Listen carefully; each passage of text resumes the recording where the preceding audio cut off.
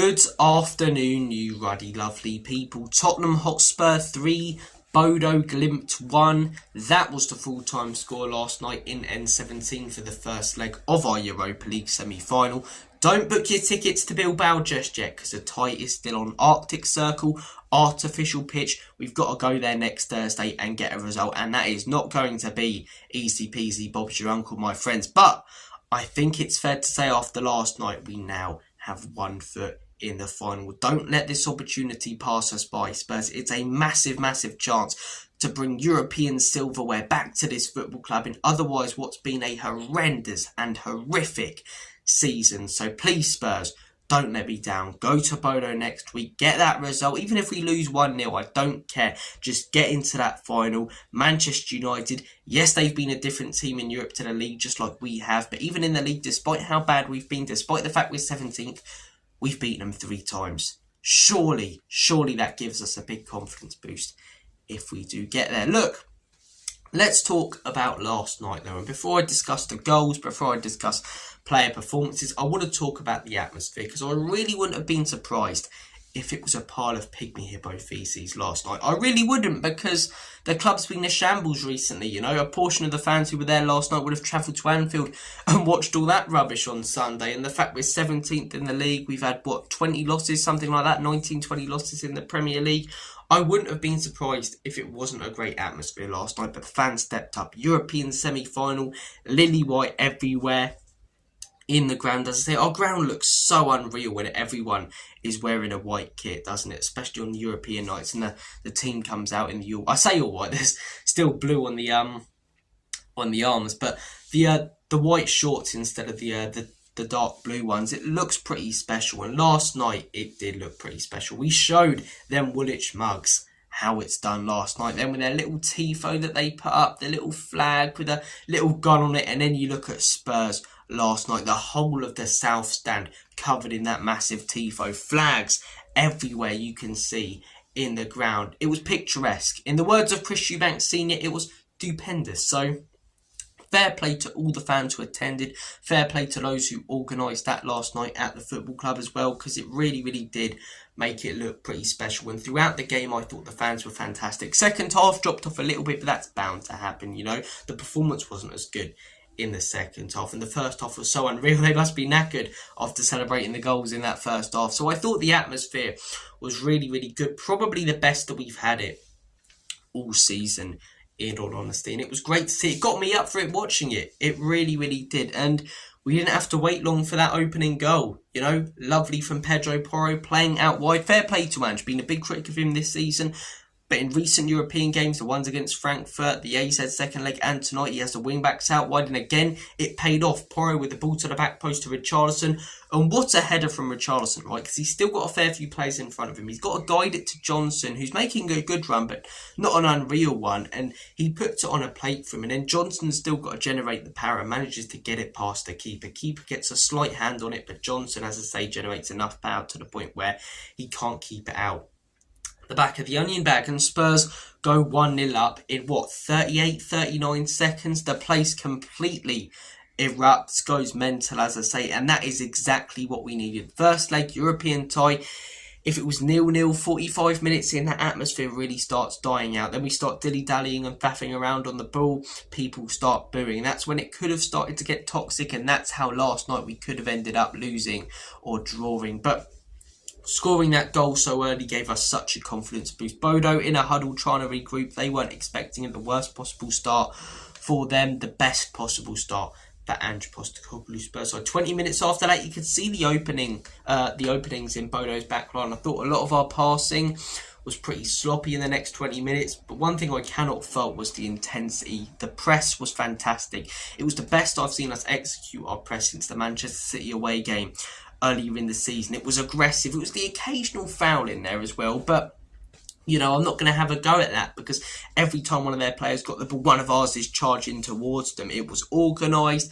We looked like a team pressing, not just a few players going forward and leaving a massive gap in the midfield. We were moving forward and pressing as a unit, which is what we need to do, as I say. You know, you do that, the less chance you have of getting caught out. Barca play an extremely high line. I know they conceded 3 the other night, so Not the best point to be making, but they're top of the league, and they're there for a reason. They keep a lot of clean sheets as well for a reason. It's because their press and high line is very organised, and they do it as a unit, try and leave as minimal gaps as possible. When we look like that early in the game, as I say, some of our passing a little bit sloppy, but a lot of the time the right idea. Richarlison was played out to him out wide after a good move. He's looking for Johnson at the back post. The execution, poor, it was on the floor.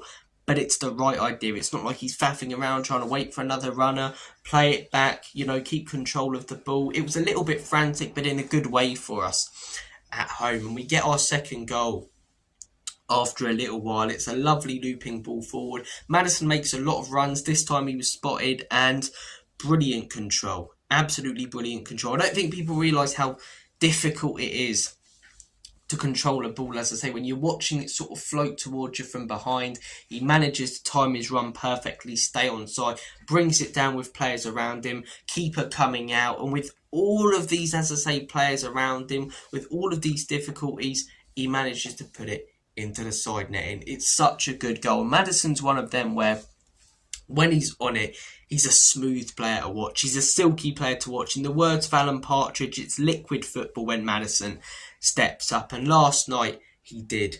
He really did. It was a fantastic goal. And yeah, first half, the whistle goes from a referee who, I don't know why he was favouring Bodo Glimt so much. I really don't. I think he blocked like 2 of our shots or something, trying to get in the defence for them. But look, I think it was a very positive first half. A few sloppy passes here and there that if they were executed better, could have led to good opportunities, because we were winning it off them a lot. And whilst Bodo could have done better to retain the ball, you've got to look at it from both sides. And our press was fantastic. It wasn't just them being sloppy. It's not like they were giving it away when they had no players running at them. So first half was really good. Second half, I think the first 10-15 minutes of the second half, I don't think it was the best game.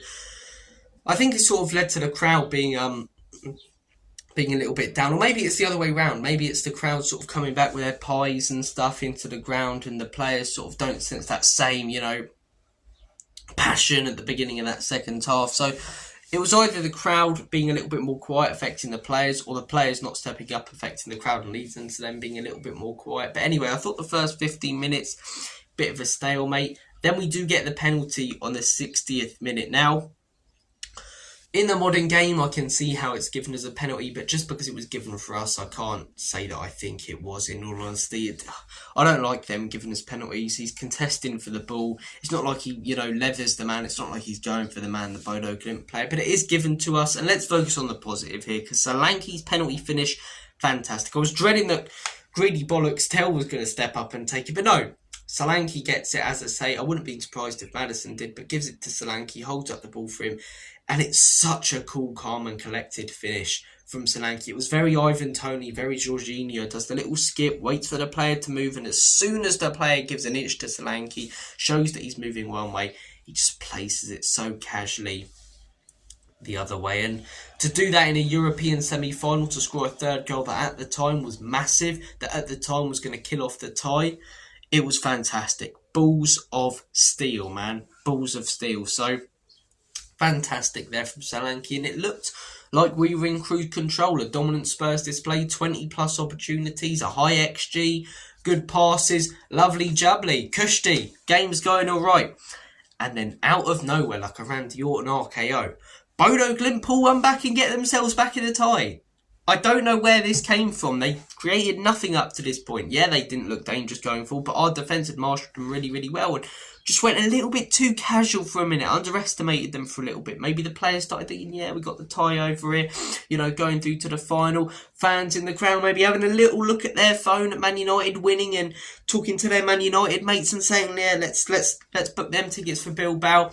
And then that deflected goal goes in, and that is a massive goal. Because now we've got to go next Thursday, not 3-0 up, but a 2-goal margin. A 2-goal margin is what they beat Lazio by at home. They've beaten teams like Roma, Celtic over the years at home. Now, I do know that our quality is a lot better than some of the teams they've beaten. I wouldn't argue that it's better than Lazio's, though. And it's not just like they caught Lazio out on the break. They beat them, and they beat them well. They beat them comfortably. They press at home. The they're a dangerous team. It's tough for teams like us and Lazio, who are used to the top quality pitches, to play on artificial grass. It's the Arctic Circle, so it's going to be freezing cold. You know, their fans, their small ground. It's like playing Tamworth, but a team that like 10 times as good, in all honesty. And we struggled at Tamworth, so it's not going to be easy next week. And you see people talking to Bodo Glimt fans outside the stadium. They're confident. They know what their team can do and has done at home. The counter to that, though, is Bodo Glimt will attack us. They'll go full strength. They'll, really press higher than they did last night, and that could favour us with a little bit more quality to catch them out if we play smart. And if we score a goal, a 3-goal margin, you could say the tie is over. Well, I think it would be if we score a goal. And if we go 1-0 up, I think the tie is over. And then we can chill out, put our feet up, sort of sit back and relax and look forward to a final against Man United. But, we can't talk about the final too much. And I've mentioned it a few times in this video, but Bodo Glimt first next Thursday. Performances. I don't think there were really any bad performances. The one thing that annoyed me, Romero, I don't know why he's doing it. Look, I get that if you take it out of his game, take the aggression out of his game, you lose quite a lot of what makes him the player he is. But there's aggression, to let players know you're there. There's charging someone down in the first minute and sticking one on them and taking a booking, so then that player fears you for the rest of the game. But we're 3-0 up. We're quite comfortable. It's midway through the 70th minute, and he just goes for a player who doesn't even have the ball and looks like headbutts him or shoulder barges him. And it's like, why are you doing that, mate? It's just stupidity for no reason. Like Jack Perry in AEW a few years ago. I don't get it. I don't get it, and maybe that just gives them a little bit of motivation to go on and get that goal. I don't know, but honestly, apart from the deflected goal and the fact I think Bentancur could have, made his run and tracked his man a little bit better, I thought the whole team performed really well. I thought Peroni Doji looked dangerous out wide. I really liked Spence. I would have been happy if he started, but I can't fault the fact that Peroni Doji started, because the last few games in Europe when they've been played out wide as wing-backs, which is what they're used to, they've been smashing, and they were again last night, whipping in crosses willy-nilly. They look good. Van der Ven, A-Train from the boys, fantastic again last night. Romero, apart from that moment of madness midway through the 70s, I thought it was very good. The midfield, I thought Maddison looked very creative last night, looked quite crisp, playing a lot of them outside of the ball passes, linking up play, getting himself involved in the game. I thought Bissouma actually looked really good. Bissouma is someone who isn't getting enough praise, in my opinion.